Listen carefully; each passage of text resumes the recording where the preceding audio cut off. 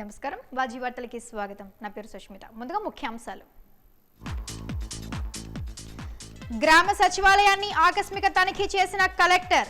ప్రజలకు దగ్గరగా ఉంటూ మెరుగైన సేవలు అందించాలని సూచన.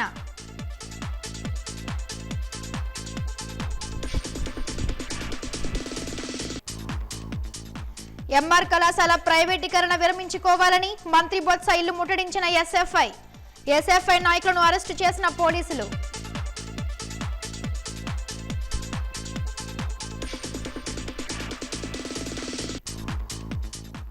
జిల్లాలో యథేచ్ఛగా సాగుతున్న పీడీఎస్ రైస్ అక్రమ రవాణా. ప్రేక్షక పాత్ర వహిస్తున్న అధికారులు, పేట్రేగిపోతున్న వ్యాపారులు.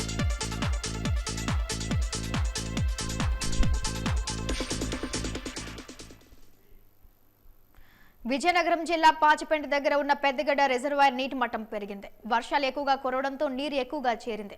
దీంతో అధికారులు 15 క్యూసెక్ల నీటిని రిజర్వాయర్ నుంచి విడుదల చేశారు. పెద్దగడ్డ పూర్తి స్థాయి నీటి మట్టం 213.8 అడుగులు కాగా ప్రస్తుతం 213.75 అడుగులు ఉంది. దిగువనున్న ప్రాంత గ్రామ ప్రజలకు హెచ్చరికలు జారీ చేశారు. పాచిపెంట, సాలూరు రెవెన్యూ పోలీస్ యంత్రాంగం అప్రమత్తమై హెచ్చరికలు జారీ చేశారు. మత్స్యకారులు ఎవరు వేటకు వెళ్లకూడదని, ముంపు గురై ప్రాంతాల ప్రజలు సురక్షిత ప్రాంతాల్లో ఉండేలా చర్యలు తీసుకుంటున్నారు. నీటిపారుదల శాఖ అధికారి మీడియాకు నీటి విడుదల సంబంధించిన వివరాలను వెల్లడించారు.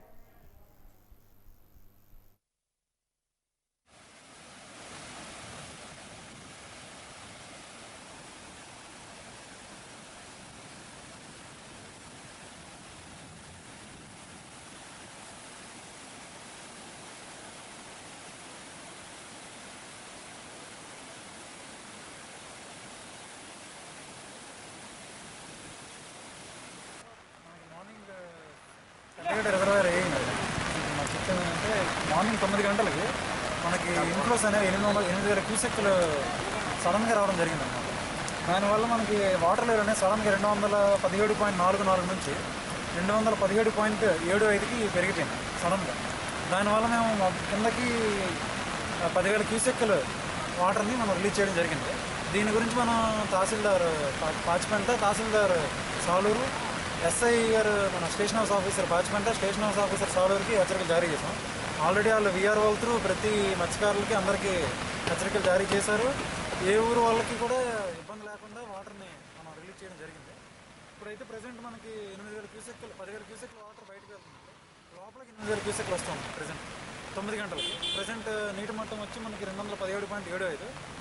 పూర్తి స్థాయి నీటి మట్టం వచ్చి 213.8, 213.75, 213.8 అనమాట. అదేంటి సార్ అడుగుల? అది మీటర్స్ అండి. మెయిన్ సీ లెవెల్ నుంచి మనకి ఎంత పైకి వస్తుంది అనేది మనకి చెప్తున్నాం. మనకి నీటి మట్టం ఉంటుంది కదా, సముద్ర నీటి మట్టం మెయిన్ సీ లెవెల్, దాని నుంచి ఇది ఎంత ఎత్తులో ఉందనేది చెప్తున్నాం. అది మీటర్స్లో ఉంటుంది. గ్రామ వార్డు సచివాలయ సిబ్బంది ప్రజలకు దగ్గరగా ఉంటూ వారికి మెరుగైన సేవలు అందించే దిశగా కృషి చేయాలని జిల్లా collector doctor M Harijawahar Lal హితవు పలికారు. తమ సచివాలయ పరిధిలోని ప్రజల నుండి ఎలాంటి ఫిర్యాదులకు అవకాశం లేని రీతిలో సేవలు అందించి వారి మన్ననలు పొందాలన్నారు. గ్రామాలు, వార్డుల్లో అత్యుత్తమ సేవలు అందించిన సచివాలయ సిబ్బందిని గుర్తించి వారికి రిపబ్లిక్ డే రోజు అవార్డులు అందజేస్తామన్నారు. గంట్యాడ మండలం రామవరం గ్రామ సచివాలయాన్ని కలెక్టర్ ఆకస్మికంగా తనిఖీ చేశారు. సిబ్బంది హాజరు, ప్రజల నుండి వివిధ సమస్యల పరిష్కారం కోరుతూ అందిన వినతుల పరిష్కారం తదితర అంశాలను పరిశీలించారు. జూనియర్ లైన్మెన్ హాజరు పట్టీలో సంతకం చేయకపోవడంపై ప్రశ్నించారు. క్షేత్ర పర్యటనకు వెళ్లడం వల్ల సంతకం చేయలేకపోయానని జేఎల్ఎం అఖిల్ వివరణ ఇచ్చారు. ప్రజలకు అందుబాటులో ఉండటం లేదని, జేఎల్ఎంపై ఫిర్యాదులు అందుతున్నట్టు విద్యుత్ పంపిణీ సంస్థ జేఈకి తెలిపారు. క్షేత్రస్థాయిలో పర్యటించి సమస్యలు పరిష్కరిస్తున్నారని జేఈ వివరించారు. పింఛన్ల పంపిణీ, జగనన్న తోడు, చేయూత, వైఎస్ఆర్ బీమా తదితర పథకాల కింద అర్హుల గుర్తింపు వంటి అంశాలపై కలెక్టర్ ఆరా తీశారు. బియ్యం కార్డులు, ఆరోగ్యశ్రీ హెల్త్ కార్డులు త్వరగానే మంజూరు చేస్తున్నప్పటికీ వాటిని సంబంధిత లబ్ధిదారులకు చేరడంలో జాప్యం జరుగుతోందని దీన్ని నివారించాలన్నారు. కార్డు మంజూరైన వెంటనే దరఖాస్తు చేసిన వారికి తెలియజేసి వాటిని తీసుకువెళ్లేలా చర్యలు చేపట్టాలన్నారు. మంజూరైన తర్వాత ఏ కార్డు కూడా ఒక్కరోజు కూడా తమ వద్ద ఉంచడానికి వీల్లేదన్నారు. సచివాలయానికి అందే దరఖాస్తులను సత్వరం, నిర్ణీత గడువులోగా పరిష్కరించడం ముఖ్యమన్నారు. ఆరోగ్య కార్యకర్త నిర్వహిస్తున్న ఫిర్యాదులపై ప్రశ్నిస్తూ గ్రామంలో కోవిడ్ వ్యాధిగ్రస్తులకు అందుతున్న సేవలపై కలెక్టర్ ఆరా తీశారు. గ్రామంలో 18 పాజిటివ్ వ్యాధిగ్రస్తులు ఉన్నారని, అందరూ ఇళ్లలోనే ఉంటూ చికిత్స పొందుతున్నారని ఏఎన్ఎం వివరించారు. వారికి మెడికల్ కిట్లు అందించింది లేనిది ఆరా తీశారు. పాజిటివ్గా గుర్తించిన ఒక వ్యక్తితో మాట్లాడి ఆయనకు వైద్య సేవలు సక్రమంగా అందుతున్నది లేనిది తెలుసుకున్నారు. తమకు మెడికల్ కిట్ ఇచ్చారని, ఏఎన్ఎం ఎప్పటికప్పుడు తమ ఆరోగ్య పరిస్థితి తెలుసుకుని సూచనలు చేస్తున్నారని ఆ వ్యక్తి కలెక్టర్కు తెలిపారు. ఈ సందర్భంగా గ్రామంలో రైస్ కార్డు కోసం దరఖాస్తు చేసుకున్న బి ఎర్రమ్మ అనే మహిళకు కలెక్టర్ కార్డును అందజేశారు. సచివాలయ పరిసరాలను పరిశీలించి చుట్టూ ఉన్న విషపూరిత మొక్కలు తొలగించేందుకు వాలంటీర్లంతా ఒకరోజు శ్రమదానం చేయాలన్నారు. గ్రామాన్ని పరిశుభ్రంగా ఉంచాలని, పచ్చదనం కోసం మొక్కలు నాటాలని సూచించారు. ఈ పర్యటనలో ఎంపీడీఓ నిర్మలాదేవి, తహసీల్దార్ స్వర్ణకుమార్ తదితరులు పాల్గొన్నారు.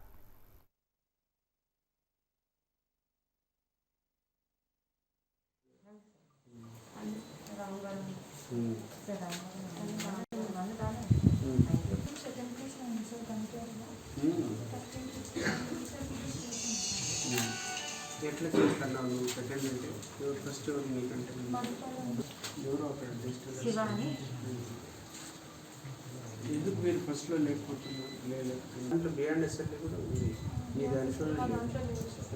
మరి మీ దాంట్లో లేకపోతే మీరు ఫస్ట్ ఉండాలి కదా.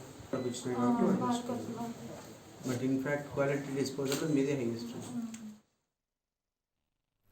వీఆర్ఏలకు చెల్లిస్తున్న జీతాల్లోని వ్యత్యాసాన్ని సరిచేయాలని ఏపీ గ్రామ రెవెన్యూ సహాయక సంఘం గౌరవ అధ్యక్షులు బి సూర్యనారాయణ డిమాండ్ చేశారు.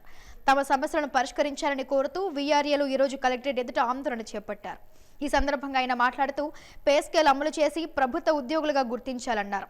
నామినీలను వీఆర్ఏలకు గుర్తించి ఉద్యోగాలు ఇప్పించాలని కోరారు. వీఆర్ఏలతో నైట్ డ్యూటీలు చేయించడాన్ని తీవ్రంగా ఖండిస్తున్నామని స్పష్టం చేశారు. అర్హులైన ప్రతి ఒక్క వీఆర్ఏకి ప్రమోషన్లు కల్పించాలని అన్నారు. అనేక సమస్యలతో సతమతమవుతున్నారని తెలిపారు. నెలా చెల్లిస్తున్న జీతాల్లో కొన్ని మండలాల్లో ఒకే విధంగా, మరికొన్ని మండలాల్లో మరో విధంగా తేడాలు ఉన్నాయన్నారు. ఎలాంటి తేడాలు లేకుండా సమాన పనికి సమాన వేతనం వచ్చేలా చర్యలు తీసుకోవాలన్నారు.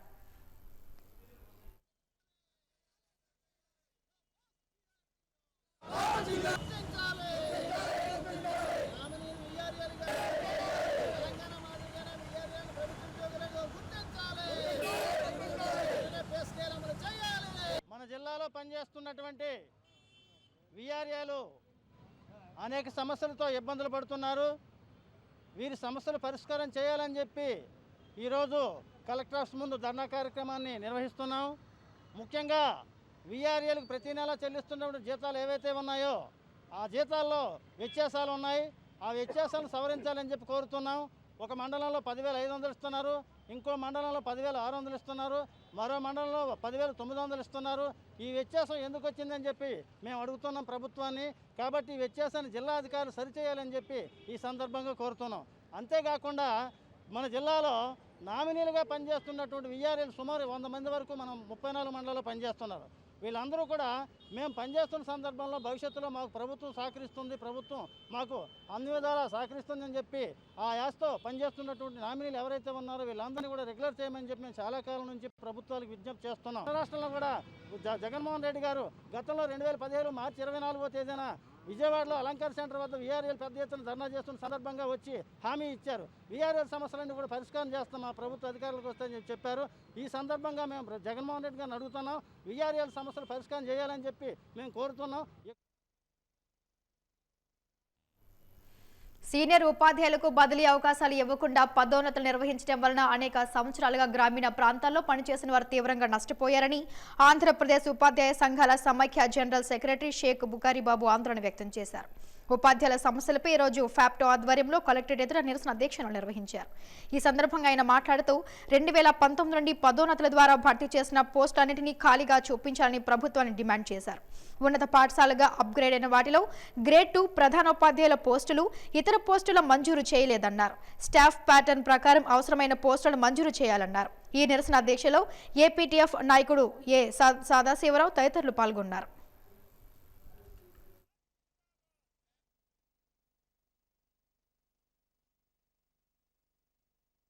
షేక్ బుఖారీబాబు, ఆంధ్రప్రదేశ్ టీచర్స్ ఫెడరేషన్ విజయనగరం జిల్లా ప్రధాన కార్యదర్శిని, అదేవిధంగా జిల్లా ఫ్యాప్టో సెక్రటరీ జనరల్ని.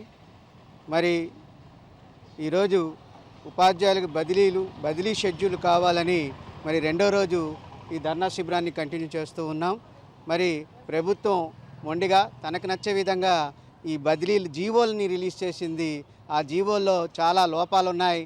దానివల్ల ఉపాధ్యాయుల తాలూకా బదిలీల్లో మేలు కాకుండా చెడే జరిగేటువంటి పరిస్థితి ఉంది. కాబట్టి మరి ఈ జీవోల్ని సవరణ చేసి ఉపాధ్యాయులకి విద్యా ప్రమాణాలు పాఠశాలల విద్యా ప్రమాణాలు పెంచేటట్టు ఈ బదిలీ షెడ్యూల్ని వెంటనే ప్రారంభించాలని మరి ఈ వేదిక ద్వారా తెలియజేస్తుంది.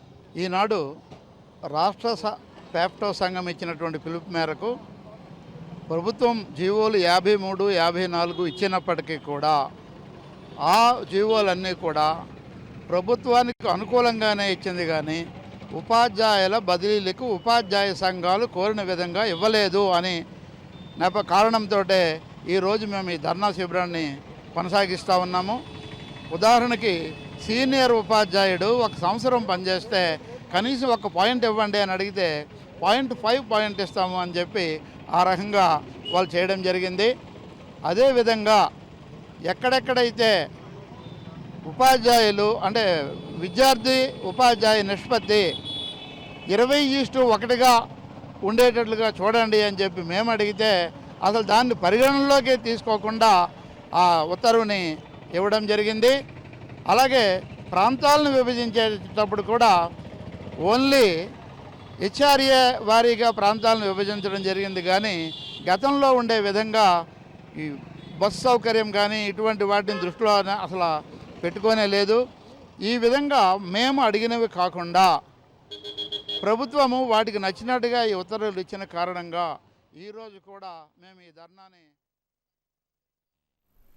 కరోనా మహమ్మారి వలన ప్రస్తుతం జిల్లాలో రక్త నిల్వలు తగ్గి ఆపదలో ఉన్న వారికి చాలా మంది సకాలంలో రక్తం అందక ప్రాణాపాయ స్థితికి చేరుకుంటున్నారు.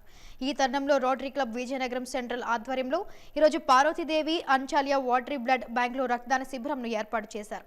ఈ రక్తదాన శిబిరంలో సుమారు 100 మంది స్వచ్ఛందంగా పాల్గొని రక్తదానం చేశారు. ఈ రక్తదాన శిబిరంలో పలు స్వచ్ఛంద సంస్థలు కూడా పాల్గొన్నాయి. ఈ కార్యక్రమంలో రోటరియన్ పూసర్ల సునీత మాట్లాడుతూ ప్రస్తుత పరిస్థితుల్లో రక్తదానం చేసిన వారు ప్రాణదానం చేసిన వారితో సమానమవుతారన్నారు. ఒక వ్యక్తి రక్తదానం చేస్తే 3 వ్యక్తులకి ప్రాణదానం చేసిన వారు అవుతారన్నారు. ఈ కార్యక్రమంలో రోటరీ క్లబ్ విజయనగరం సెంట్రల్ ప్రతినిధులు తదితరులు పాల్గొన్నారు.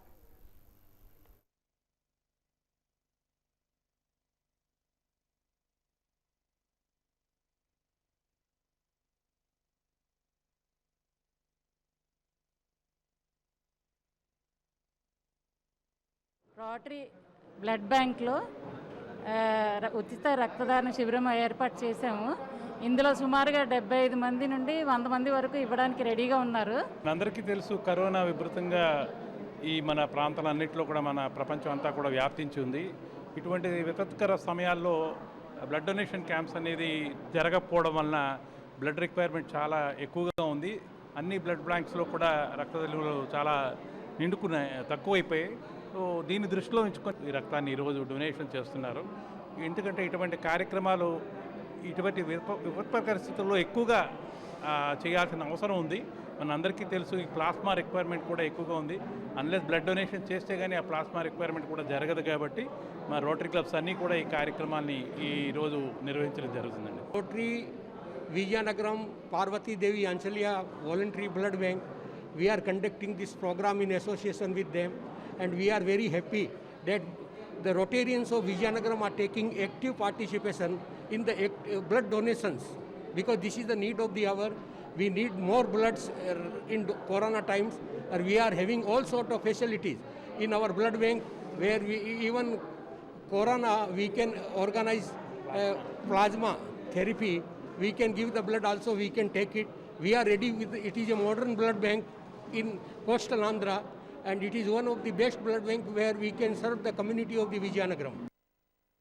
ఎంఆర్ కళాశాల ప్రైవేటీకరణని అడ్డుకుంటామని ఎస్ఎఫ్ఐ జిల్లా కార్యదర్శి రామ్మోహన్ హెచ్చరించారు. ఎంఆర్ కళాశాల ప్రైవేటీకరణ తీవ్రంగా ఖండిస్తూ ఎస్ఎఫ్ఐ ఆధ్వర్యంలో కళాశాల ఎదుట విద్యార్థులు ధర్నా నిర్వహించారు. ఈ సందర్భంగా సురేష్ మాట్లాడుతూ కళాశాలను ప్రభుత్వమే నిర్వహించాలని డిమాండ్ చేశారు.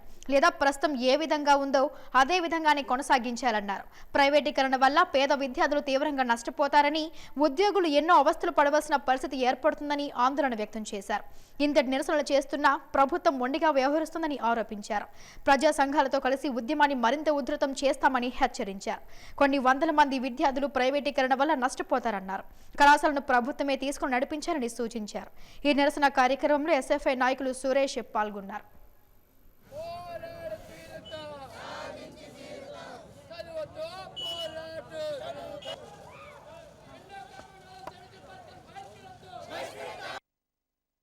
కాలేజీ రక్షించాలని చెప్పి పరిరక్షణ కమిటీ ఆధ్వర్యంలో 7వ రోజుకు చేరుకుంటే దీక్షలు మీరు ఈరోజు ధర్నా పిలిపిస్తే పోలీసులను ఉపయోగించి ధర్నాన్ని విఫలయత్నం చేయడానికి ఎందుకోసం ప్రయత్నం చేశారని చెప్పి ఇప్పటివరకు మేము ఒకటి నమ్మాం. బొత్స సత్యబాబు గారు మొన్న అన్నారు విద్యార్థులకు అన్యాయం జరిగితే ఖచ్చితంగా మేము స్పందిస్తూ ఉన్నారు. మరి మీరు విద్యార్థులకు అన్యాయం జరిగితే మేము పోరాడుతుంటే మాకు సహకరించకపోయి ఈరోజు పోలీసులను ఉపయోగించి మమ్మల్ని అరెస్ట్ చేస్తారా, మాపై ఒత్తిడి తీసుకొస్తారా అంటే రాష్ట్ర ప్రభుత్వం కూడా ఈ కాలేజీని నాశనం చేసేయడానికో ఇన్వాల్వ్ అయ్యింది. ఖచ్చితంగా విద్యార్థులుగా ఇప్పుడు మేము తేల్చుకుంటాం. ఖచ్చితంగా మీరు దీనిపైన ఒక స్పష్టమైన అభిప్రాయాన్ని వెళ్ళబుచ్చి ఈ కాలేజీని ప్రభుత్వం స్వాధీనం కనుక చేసుకోకపోతే ఖచ్చితంగా పెద్ద ఎత్తున ఆందోళన చేస్తాం. ఈ ఆందోళనకు రాష్ట్ర ప్రభుత్వం బాధ్యత ఉంటుంది. 4000 మంది విద్యార్థులు ఈరోజు అన్యాయం గురవుతూ ఉన్నారు. మీకు పట్టడం లేదా జగన్మోహన్ రెడ్డి గారని మేము స్పందిస్తున్నాం. మీరు నిన్న విద్యా కానుకలు ఇచ్చారు, అమ్మఒడులు ఇచ్చారు, మనబడి ఇచ్చారు, ఏ బడులు ఇచ్చినా సరే 4000 మంది విద్యార్థులు చదువుతున్న కాలేజీని నష్టం చేస్తే ఇంకోవైపు మేము చూస్తూ ఊరుకోం. ఎస్ఎఫ్ఐగా మీకు ఒకటే హెచ్చరిక జారీ చేస్తున్నాం. ఖచ్చితంగా ఎప్పటికైనా మీరు ఒక నిర్ణయం తీసుకుని ఈ కాలేజీని గవర్నమెంట్ తీసుకుందా సరే ఇప్పటికే ఆర్జేడీ పర్మిషన్ లేకుండా మీరు ఎలా అడ్మిషన్లు ఆపారని చెప్పి ఈ మానస యజమాని మేము అడుగుతున్నాం. ప్రభుత్వం సహకారం లేకపోతే వాళ్ళు అడ్మిషన్లు ఆపించే ధైర్యం ఎక్కడ వచ్చిందని చెప్పి మేము ప్రశ్నిస్తూ ఉన్నాం. ఈరోజు కరెస్పాండెంట్ కానీ చైర్మన్ కానీ ఎవరు వచ్చినా సరే ఈ కాలేజీని కాపాడుకునే బాధ్యత విద్యార్థులపైన ఉంది. ఆ బాధ్యతను మేము నెరవేరుస్తాం. ప్రభుత్వం చేతనైతే సహకరించండి, లేకపోతే స్వాధీనం చేసుకుని అంతే తప్ప మాకు అడ్డుపడాలని చూస్తే మీరు ఒక కిందకి కొడితే మేము అంతే స్థితిలో పైకి వస్తామని చెప్పి మేము హెచ్చరిస్తూ ఉన్నాం. ప్రైవేటీకరణ అంశాన్ని తీవ్రంగా వ్యతిరేకిస్తూ ఎస్ఎఫ్ఐ ఆధ్వర్యంలో భారీ ర్యాలీ నిర్వహించారు. ఎంఆర్ కళాశాల నుంచి విద్యార్థులు గురుజాడ అప్పారావు రోడ్డు మీదుగా మూడులంతల నుంచి మంత్రి బొత్స ఇంటిని ముట్టడించే ప్రయత్నం చేశారు. అయితే పోలీసులు ఎస్ఎఫ్ఐ నాయకులని మంత్రి ఇంటికి వెళ్లకుండా అడ్డుకున్నారు. ఈ సందర్భంగా ఎస్ఎఫ్ఐ నాయకులు పోలీసుల మధ్య తోపులాట జరిగింది. దీంతో పోలీసులు ఎస్ఎఫ్ఐ నాయకుల్ని అరెస్టు చేశారు. పోలీసులు అక్రమంగా అరెస్టు చేస్తున్నారని ఎస్ఎఫ్ఐ నాయకులు నినాదాలు చేశారు.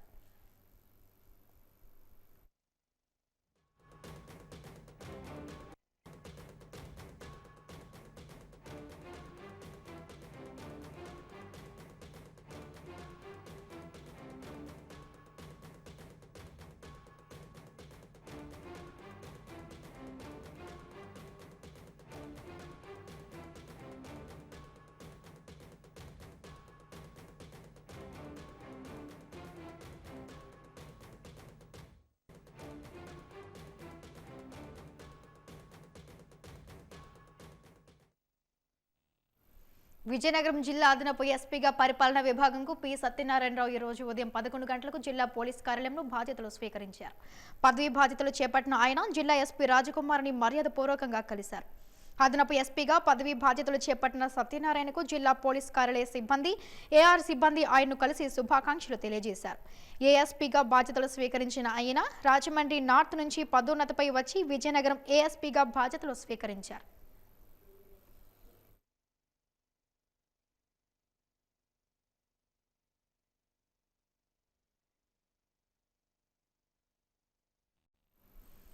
ఉత్తరాంధ్ర ఎలవేల్పు కోరిన కోరికలు తీర్చే కొంగు బంగారం శ్రీ పడితలమ్మవారి సినిమాను సంబరాలు సమీపిస్తున్న వేళ అమ్మవారిని దర్శించుకునేందుకు భక్తుల తాకిడి పెరిగింది. అమ్మవారి ఉత్సవాలకు ముహూర్తపురాటు వేసిన తరువాత వచ్చే 2వ మంగళవారం కావడంతో అమ్మవారికి ఆలయ పూజారులు, అధికారులు ప్రత్యేక అలంకరణ చేశారు. ప్రత్యేక అలంకరణతో ఉన్న అమ్మవారికి భక్తులు భక్తి శ్రద్ధలతో మొక్కుబడులు తీర్చుకున్నారు. ఇక కరోనా నివారణలో భాగంగా అమ్మవారి ఉత్సవాలను కట్టుదిట్టమైన చర్యలతో చేపడుతున్న నేపథ్యంలో ప్రజలు అమ్మవారిని దర్శించుకునేందుకు ముందస్తుగా రావడంతో భక్తుల రద్దీ పెరిగింది. అమ్మవారిని దర్శించుకునేందుకు వచ్చిన భక్తులకు ఎటువంటి ఇబ్బందులు కలగకుండా అధికారులు చర్యలు చేపట్టారు. అదేవిధంగా అమ్మవారిని దర్శించుకునేందుకు వచ్చిన భక్తులు కోవిడ్-19 నిబంధనలు పాటించేలా ప్రత్యేక చర్యలు చేపట్టారు.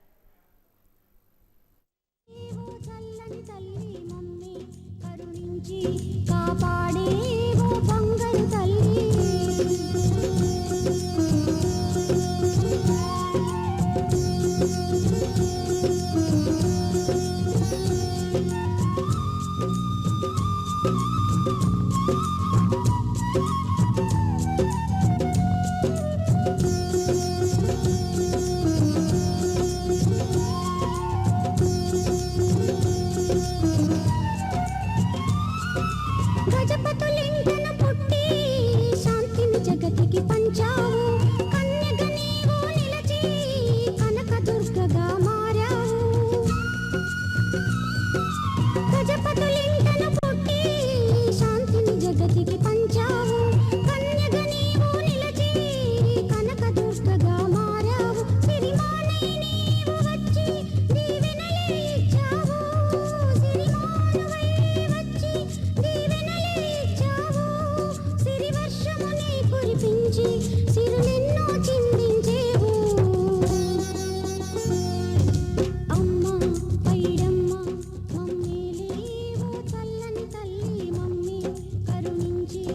పైడితల్లి అమ్మవారి ఉత్సవాలు 11వ తేదీ నుంచి ప్రారంభమయ్యాయండి.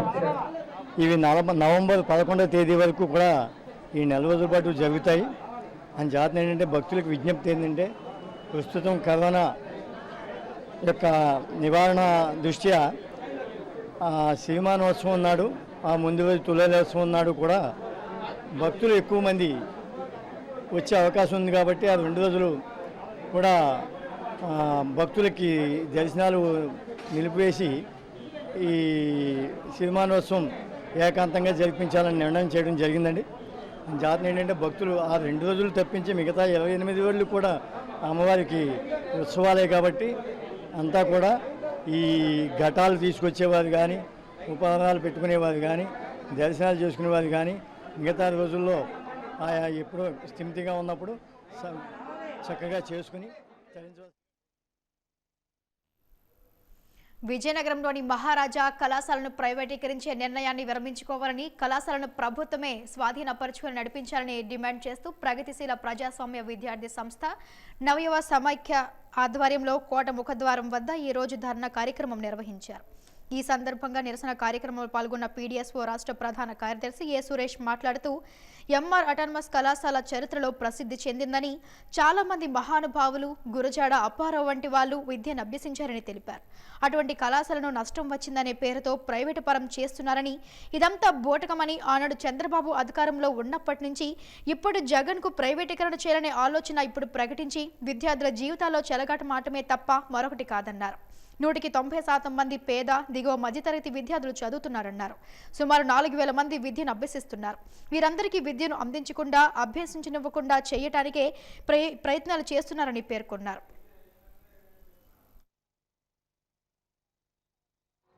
విజయనగరం జిల్లాలోని ఉత్తరాంధ్రలోని ప్రముఖమైన కళాశాల మహారాజా కళాశాల అనేది. దీనికి ఎంతో చరిత్ర ఉంది. 150 ఏళ్ళకి పైగా చరిత్ర ఉన్న ఈ కళాశాలని ఇప్పుడు ఒక ప్రైవేటీకరణ పరం చేయడానికి మన ఈ ట్రస్ట్, మాన్సస్ ట్రస్ట్ యాజమాన్యం ఎవరైతే ఉన్నారో ఆ వైపుగా పావులు కదుపుతుంది. ఇప్పటికే 7 కళాశాలలన్నీ కూడా రాష్ట్రంలో ఉన్న దాదాపు 130 డిగ్రీ కళాశాలలు 7 కళాశాలకు ఉన్నాయి. ఇవన్నీ కూడా చాలా అధ్వానంగా ఉన్న పరిస్థితుల్లో ప్రభుత్వం వీటిని ఆదుకొని చేయూతనిచ్చి ప్రభుత్వపరం చేసుకొని ఎడ్యుకేషన్ని మరింత ఉన్నతంగా అందించాల్సిన బాధ్యతతో కూడాల్సిన ప్రభుత్వాలు ఆ బాధ్యతల్ని గాలి వదిలేసి ఈరోజు ఈ నగరంలో, విజయనగరంలో ఉన్న ప్రధానమైన ఎంఆర్ కాలేజీని ప్రైవేట్ పరం చేసే చర్యలు చేస్తుంటే రాష్ట్ర ప్రభుత్వం ఎటువంటి చర్యలకు పూనుకోవట్లేదు. ఎటువంటి స్పందన లేకుండా ఇది కేవలం వాళ్ళ యొక్క కుటుంబ సంస్థగా, కుటుంబ తగాదగా చిత్రీకరిస్తూ దీనిపై స్పందించకుండా ఉన్నారు. దీన్ని మేము ఖండిస్తున్నాం. అదే ఎంఆర్ కళాశాల ప్రైవేటీకరణను తీవ్రంగా ఖండిస్తున్నామని లోక్సత్తా పార్టీ రాష్ట్ర కార్యనిర్వాహక అధ్యక్షులు బిశెట్టి బాబ్జీ పేర్కొన్నారు. అఖిల పక్ష నాయకులతో కలిసి మహాకవి గురజాడ అప్పారావు విగ్రహానికి లేఖ సమర్పించారు. ప్రైవేటీకరణ అంశాన్ని అడ్డుకోవాలని వినూత్నంగా నిరసన తెలియజేశారు. ఈ నిరసనకు జనసేన, ఆమ్ ఆద్మీ, ప్రజా సంఘాలు మద్దతు పలికాయి. ఈ సందర్భంగా బిశెట్టి బాబ్జీ మాట్లాడుతూ మాన్సస్ విద్యా సంస్థలను ప్రభుత్వం పరిరక్షించాలని డిమాండ్ చేశారు. ప్రైవేటీకరణ చేయడం వల్ల ఎన్నో అనర్థాలు జరిగే అవకాశం ఉందని ఆందోళన వ్యక్తం చేశారు. ఎందరో ఉద్యోగులు రోడ్డున పడతారని, ప్రైవేటీకరణని రద్దు చేయాలని డిమాండ్ చేశారు. ఈ కళాశాలలో ఎంతో మంది చదువుకొని ఉన్నతమైన స్థానాల్లో స్థిరపడ్డారని, ప్రైవేటీకరణ చేయడం వల్ల పేద విద్యార్థులు తీవ్రంగా నష్టపోతారని ఆవేదన వ్యక్తం చేశారు. ప్రభుత్వమే కళాశాలను నిర్వహించుకునేలా చర్యలు తీసుకోవాలన్నారు.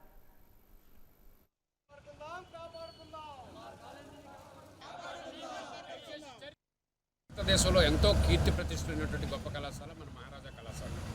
ఈ కళాశాలని ఎందుకు ప్రభుత్వం దుశ్చర్య పాల్పడి ప్రైవేటైజ్ చేయాలని అనుకుంటుందో అర్థం కాలేని పరిస్థితి.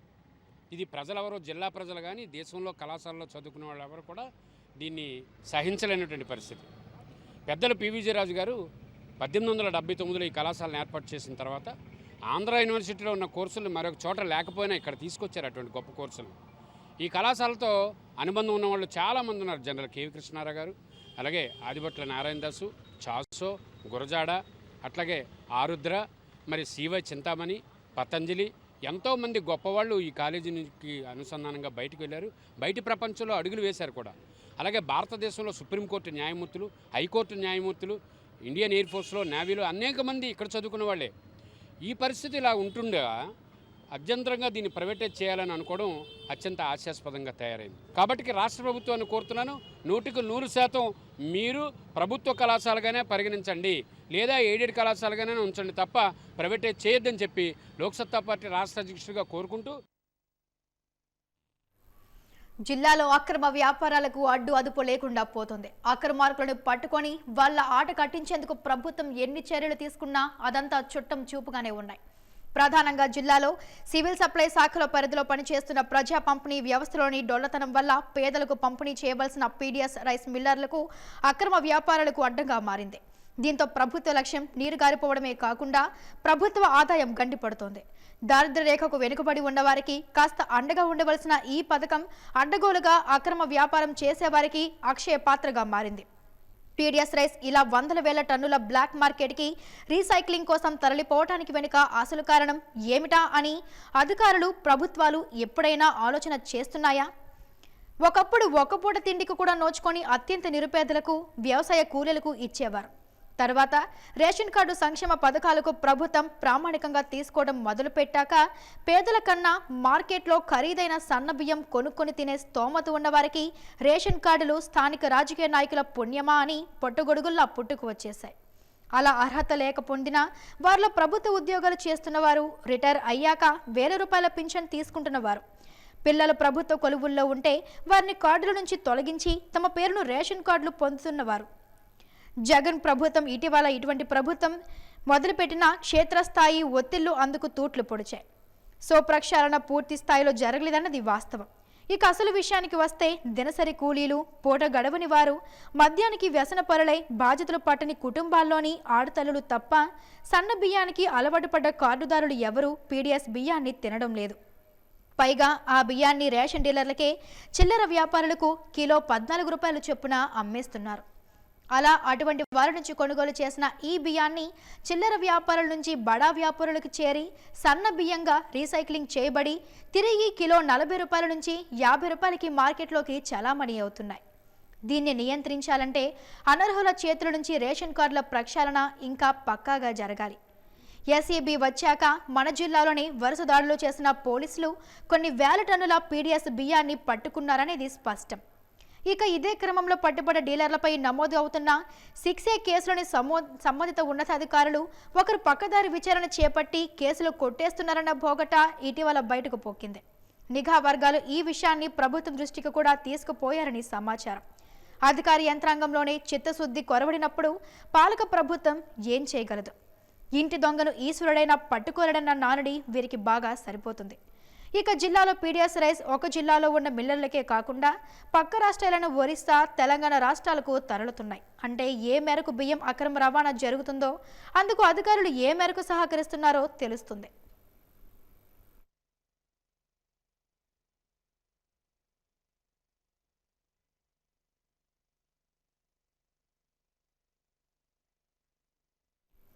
వాజీ వార్తలు ముగించే ముందు ముఖ్యాంశాలు మరోసారి. గ్రామ సచివాలయాన్ని ఆకస్మిక తనిఖీ చేసిన కలెక్టర్, ప్రజలకు దగ్గరగా ఉంటూ మెరుగైన సేవలు అందించాలని సూచన.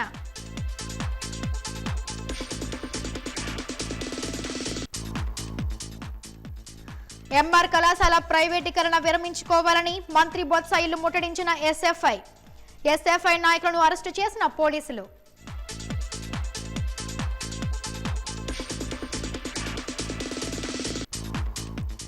జిల్లాలో యథేచ్ఛగా సాగుతున్న పీడీఎస్ రైస్ అక్రమ రవాణా, ప్రేక్షక పాత్ర వహిస్తున్న అధికారులు, పేట్రేగిపోతున్న వ్యాపారులు.